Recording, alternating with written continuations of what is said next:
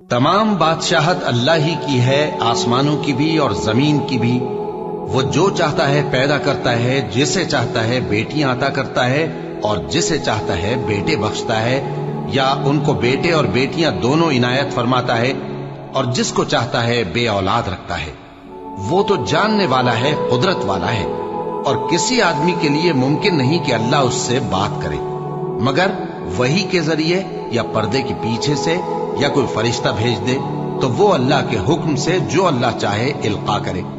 बेशक वो बुलंद बरतर है, हिकमत वाला है। और इसी तरह हमने अपने हुक्म से तुम्हारी तरफ रूहुल कुदुस के जरिए से कुरान भेजा है।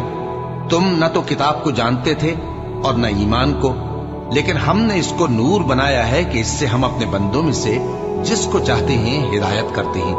और बेशक ए नबी तुम सीधा रास्ता दिखाते हो।